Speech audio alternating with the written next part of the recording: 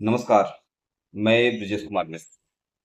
हम दहेज की बात तो करते हैं, लेकिन हम भरण पोषण भत्ता की बात क्यों नहीं करते? हम दहेज की बात तो करते हैं, लेकिन जब वो पत्नी अपने पति के घर में जाती है, तो वो पति के संपत्ति की अधिकारी बन जाती है। उसका अधिकार होता है पति के संपत्ति में। हम उसकी बात क्यों नहीं करते हैं?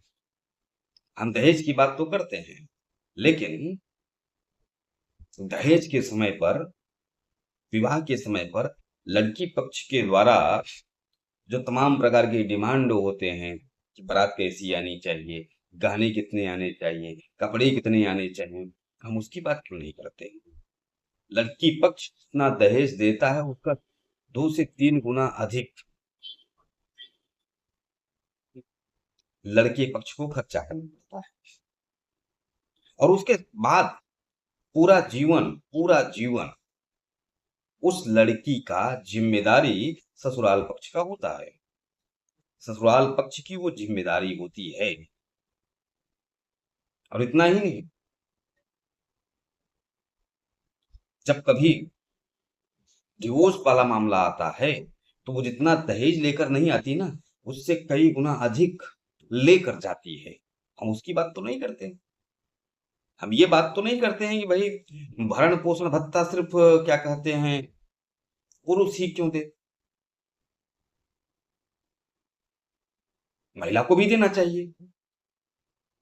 महिला कमा रही हो, महिला की आर्थिक स्थिति ठीक हो, तो भी वो भरण पोषण भत्ता लेगी। हम ये क्यों नहीं कहते कि भाई लड़की के संपत्ति में पति का भी अधिकार होगा? सब मामला एक तरफा है।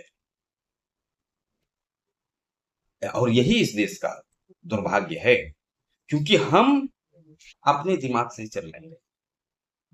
हम तो अंग्रेजों के बनाए हुए कानूनों के आधार पर चल रहे हैं। हमें सही गलत में हम फर्क ही नहीं कर रहे हैं। हम न्याय नहीं, हम अन्याय कर रहे हैं। क्योंकि इन दिनों दहेज कुप्रथा की बहुत बातें चल रही थी। हमारे समाज में कुछ भी कुप्रथा नहीं है, दहेज भी कुप्रथा नहीं है। माँ बाप अपनी बेटी को राजी खुशी अपनी हैसियत के हिसाब से देते हैं। हाँ, ये बात जरूर है कि विवाह के बाद 5 साल 4 साल बीत जाने के बाद जो लोभी, वो बहुत रेयर ऑफ रेयरेस्ट है।